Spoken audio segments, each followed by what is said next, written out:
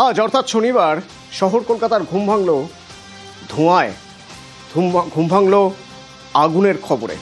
Ezra street দাউ দাউ করে চলেছে আগুন। প্রায় 4 ঘন্টা লেগেছে দমকলকে সেই আগুন নেভাতে, কারণ এলাকা ঘিঞ্জি, যত্রতত্র ছড়িয়ে রয়েছে তার।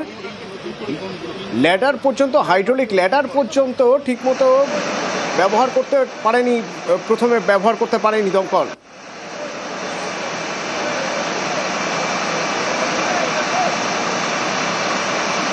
এই তারের জট কাটিয়ে কোনো মতে নেভানো গিয়েছে আগুন, কিন্তু বারবার কি সম্ভব হবে? কেউ কেউ বলছেন বিল্ডিং বেআইনি, অভিযোগ করছেন, তার জন্য তদন্ত নিশ্চয়ই হবে। তো কি অবস্থা সেখানকার, মানে এমনি যে কোনো দিনও যদি এজরা স্ট্রিটে যান কি ছবি দেখতে পাবেন? আমার সঙ্গে এজরা স্ট্রিট থেকে এখন রৌনক রয়েছে। রৌনক, আজকের ছবিটা হয়তো একটু আলাদা, তার কারণ আজকে বিদ্যুৎ সংযোগ নেই, পুরো এলাকায় বিদ্যুৎ সংযোগ চলে গিয়েছে, কিন্তু যদি আলো থাকতো তাহলে বোঝা যেত একেবারে তারের জঙ্গলের মধ্যে তুমি দাঁড়িয়ে আছো হয়তো।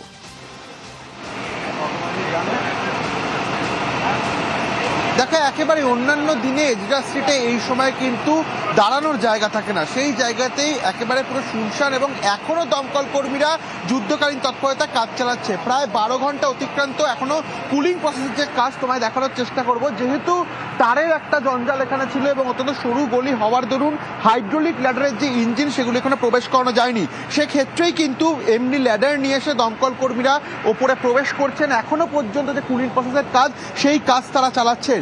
4 ঘন্টা হওয়ার পর আগুন যখন নিয়ন্ত্রণে আসে, কিন্তু এখনো পর্যন্ত পুরোপুরিভাবে জায়গাটিকে পরিষ্কার করা থেকে শুরু করে যাতে কুলিং প্রসেস, অর্থাৎ কোনোভাবেই কোনো জায়গায় আগুন না থাকে, সেটাকে নিশ্চিত করার জন্য দমকল কর্মীরা এই ল্যাডার নিয়ে এসেই যে ওপরের যে ঘরগুলি রয়েছে দোতলা, সেখানে প্রবেশ করছেন। এবং অন্যদিকে যে বিষয়টি সামনে আসছে, যে দমকলের যে এসওপি ছিল সেগুলি এখানকার দোকানগুলো মেনেছিল কিনা, কারণ ভেতরে বেশ কয়েকটি পাশাপাশি দোকান রয়েছে, অত্যন্ত ঘিঞ্জি এলাকা। সেক্ষেত্রে যখন আগুন লাগে তারপরই কিন্তু দমকলের যে হাইড্রোলিক ল্যাডারের ইঞ্জিনগুলি রয়েছে, অত্যাধুনিক ইঞ্জিন, সেই ইঞ্জিনগুলি এই এলাকায় প্রবেশ করতে পারেনি। যেই কারণেই কিন্তু এরমভাবেই ভেতরে ঢুকে দরজা ভেঙে দমকল কর্মীদের নিশ্চিত করতে হচ্ছে যে এই ঘরগুলোর ভেতরেও এখনো আগুন রয়েছে কিনা। অর্থাৎ 11 ঘন্টা পার হয়ে গেলেও এই এজরা স্ট্রিটের যে ইলেকট্রনিক গুডসের মার্কেট, সেখানে কুলিং প্রসেস চালাচ্ছেন দমকল কর্মীরা। অন্যদিকে কিছুক্ষণ আগে পুলিশ কমিশনার নিজে এই জায়গা ঘুরে গেছেন, এবং সেখানেও কিন্তু একটা বিষয় সামনে এসছে যে এই জায়গাগুলিকে প্রতিনিয়ত তারা মনিটরিং করেন কিনা। কারণ আদৌ এই যে দোকানগুলো রয়েছে ভেতরে পাশাপাশি দোকান, সেখানে ফায়ার সিস্টেম ছিল কিনা, বা একটা অভিযোগ আসছিল দমকল দেরিতে আসা, সেখানে কিন্তু দমকল কর্মীদের তরফ থেকে বা দমকলের তরফ থেকে বলা হয়েছে যেহেতু সরু গলি। আরো একটা অভিযোগ আসছে এখানে আরো একটা অভিযোগ আসছে যে পাশের বিল্ডিং থেকে নাকি হুমকি দেওয়া হয়েছিল এক সময়, এই বিল্ডিং ভেঙে দেওয়া হবে, হুমকি দেওয়া হয়েছিল। যাদের দোকান শেষ তাদেরই অনেকে এখন অভিযোগ করছেন চক্রান্ত নয় তো, এর পিছনে ষড়যন্ত্র নেই তো?